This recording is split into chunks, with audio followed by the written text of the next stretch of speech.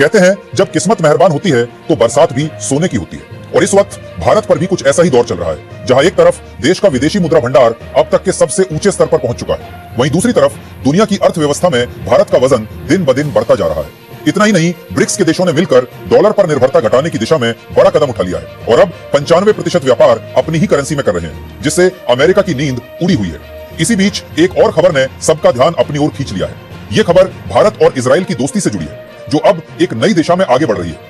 Israel, जिसे दुनिया तकनीक का मास्टर मानती है, उसने पहली बार भारत के साथ ऐसा बड़ा कदम उठाया है कि पूरी दुनिया देख रही है। माना जा रहा है कि ये डील छोटी मोटी नहीं बल्कि करीब 8,000 करोड़ की है, और इसने चीन और पाकिस्तान दोनों को बेचैन कर दिया है, क्योंकि इस सौदे का लगभग 30% हिस्सा भारत में ही बनेगा। यानी मेड इन इंडिया अब सिर्फ नारा नहीं रहा बल्कि हकीकत बन चुका है। भारत और इजराइल की इस नई साझेदारी ने अमेरिका और यूरोप तक को सोचने पर मजबूर कर दिया है कि आखिर इजराइल जैसा उन्नत देश भारत को अपनी तकनीक का साझेदार क्यों बना रहा है। यही वो मोड़ है जहां भारत अब सिर्फ सामान खरीदने वाला देश नहीं बल्कि तकनीक का निर्माता बनकर उभर रहा है, और इसी वजह से ये डील सिर्फ एक सैन्य समझौता नहीं बल्कि भारत की बढ़ती ताकत का प्रतीक बन गई है।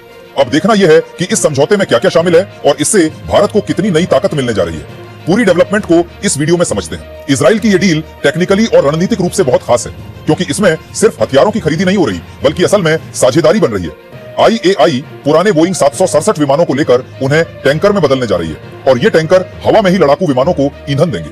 इसका मतलब यह है कि हमारे राफेल और तेजस जैसी मशीनें अब लंबी उड़ानें बिना रुकावट के कर सकेंगी और ऑपरेशंस का दायरा बहुत बढ़ जाएगा।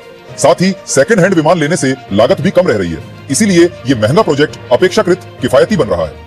इसी प्रक्रिया में इजरायली तकनीक और भारतीय निर्माण दोनों का मिश्रण होगा, जिससे भारत को सीखने और निर्माण करने का मौका मिलेगा।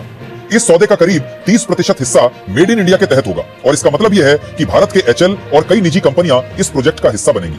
भारत में पार्टूनस असेंबली और कुछ स्पेयर पार्ट्स का निर्माण होगा, और इजरायली इंजीनियर स्थानीय टीमों के साथ मिलकर काम करेंगे। इस तरह केवल जेट ही नहीं बनेंगे बल्कि हमारे इंजीनियरों को नई टेक्नोलॉजी समझने और बनाने का अनुभव भी मिलेगा। ये कदम भारत की डिफेंस इंडस्ट्री को मजबूत करेगा और भविष्य में इसी तरह के हाईटेक प्रोजेक्ट्स में हमारी भागीदारी और बढ़ेगी। साथ ही ये घरेलू मैन्युफैक्चरिंग को बढ़ावा देगा और रोजगार भी बढ़ाएगा।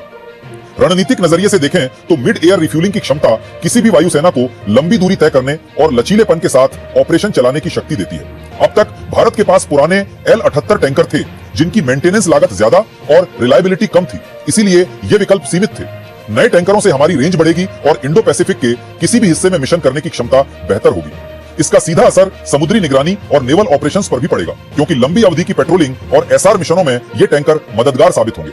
इसलिए ये सिर्फ वायुसेना का सुधार नहीं बल्कि हमारे संयुक्त रक्षा अभियानों का भी अपग्रेड है। बाहरी देशों की प्रतिक्रिया को समझना भी जरूरी है, क्योंकि इजराइल जैसी टेक्नोलॉजी वाली देश का भारत के साथ इतना गहरा जुड़ाव नई रणनीतिक तस्वीर बनाता है। अमेरिका और यूरोप के कुछ कवायदों को देखकर ये साफ दिखता है कि अब वैश्विक साझेदारियों के ढांचे बदल रहे हैं। इजराइल का भरोसा और उसका तकनीकी हस्तक्षेप भारत के साथ मिलकर कई दूसरे देशों के लिए भी प्रेरणा बन सकता है। वहीं चीन और पाकिस्तान जैसे पड़ोसी देशों के लिए ये चुनौती का संकेत है, क्योंकि अब भारत की स्ट्राइक और रेंज दोनों में सुधार होगा। कुल मिलाकर ये डील भारत को सिरफिरा बना देगी ऐसा नहीं कहा जा सकता, पर यह कदम हमारी ताकत बढ़ाने की दिशा में एक बड़ा कदम है। आखिरकार इस पूरी प्रक्रिया का सबसे बड़ा फायदा यह होगा कि भारत अब केवल खरीदार नहीं रहेगा बल्कि निर्माता और तकनीक का साझेदार बनेगा। जब किसी उन्नत टेक्नोलॉजी का हिस्सा हमारे देश में बनता है तो भविष्य में वही टेक्नोलॉजी और प्रोडक्ट्स भारत से दूसरे देशों को भी एक्सपोर्ट किए जा सकते हैं। इससे हमारी डिफेंस इंडस्ट्री की छवि बदलेगी और ग्लोबल मार्केट में हमारा भरोसा बढ़ेगा। और सबसे जरूरी बात यह है कि ये सब धीरे धीरे भारत की तकनीकी आत्मनिर्भरता को मजबूत करेगा, जिससे आने वाले समय में और बड़े और जटिल प्रोजेक्ट्स भी देश में ही हो पाएंगे। भारत और इजराइल की ये साझेदारी सिर्फ आज की जरूरत नहीं बल्कि आने वाले दशकों की दिशा तय करने वाली है। जब इजराइल जैसा तकनीकी रूप से शक्तिशाली देश भारत पर भरोसा जताता है तो ये साफ संकेत है कि भारत अब दुनिया की रक्षा तकनीक का अहम केंद्र बनता जा रहा है। इस डील के बाद भारतीय इंजीनियरों और टेक्निकल टीमों को ऐसे प्रोजेक्ट पर काम करने का अनुभव मिलेगा जो अब तक केवल कुछ विकसित देशों तक सीमित था। इससे भारत की डिफेंस इंडस्ट्री को नई पहचान मिलेगी और आगे चलकर भारत दूसरे देशों को भी इसी तरह की तकनीकी सेवाएं देने की स्थिति में होगा। अब बात करें रणनीतिक मायनों की, तो ये डील भारत की सैन्य ताकत को कई गुना बढ़ा देगी। हवा में ईंधन भरने की क्षमता मिलने के बाद वायुसेना की स्ट्राइक रेंज हजारों किलोमीटर तक बढ़ जाएगी, जिससे भारत अब केवल अपनी सीमाओं तक सीमित नहीं रहेगा। ये क्षमता भारत को इंडो पैसिफिक क्षेत्र में और भी सक्रिय भूमिका निभाने का मौका देगी। समुद्र के ऊपर निगरानी से लेकर लंबी दूरी की हवाई मिशन तक हर स्तर पर भारत की पहुंच और जवाबी क्षमता में सुधार होगा।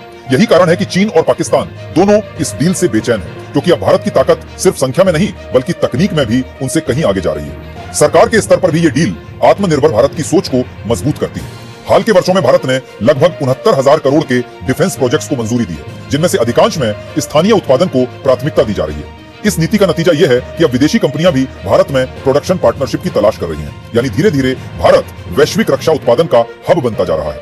ये बदलाव न सिर्फ तकनीकी दृष्टि से अहम है, बल्कि अब भारत की आर्थिक और राजनीतिक स्थिति को भी मजबूत बनाता है। नई पीढ़ी के इन टैंकर विमानों के आने से भारतीय वायुसेना की ताकत, रेंज और मिशन क्षमता तीनों में भारी सुधार होगा। हर विमान में मेड इन इंडिया की छाप होगी, जो ये साबित करेगा कि भारत अब केवल ग्राहक नहीं बल्कि निर्माता भी है। यही आत्मनिर्भरता भारत को उन देशों की कतार में खड़ा कर रही है जो अपनी रक्षा जरूरतें खुद पूरी करते हैं। ये डील आने वाले समय में और भी कई देशों को भारत के साथ जुड़ने के लिए प्रेरित करेगी। हाल के वर्षों में भारत ने लगभग 69,000 करोड़ के डिफेंस प्रोजेक्ट्स को मंजूरी दी है, जिनमें से अधिकांश में स्थानीय उत्पादन को प्राथमिकता दी जा रही है। इस नीति का नतीजा यह है कि अब विदेशी कंपनियां भी भारत में प्रोडक्शन पार्टनरशिप की तलाश कर रही हैं। यानी धीरे धीरे भारत वैश्विक रक्षा उत्पादन का हब बनता जा रहा है। ये बदलाव न सिर्फ तकनीकी दृष्टि से अहम है, बल्कि अब भारत की आर्थिक और राजनीतिक स्थिति को भी मजबूत बनाता है।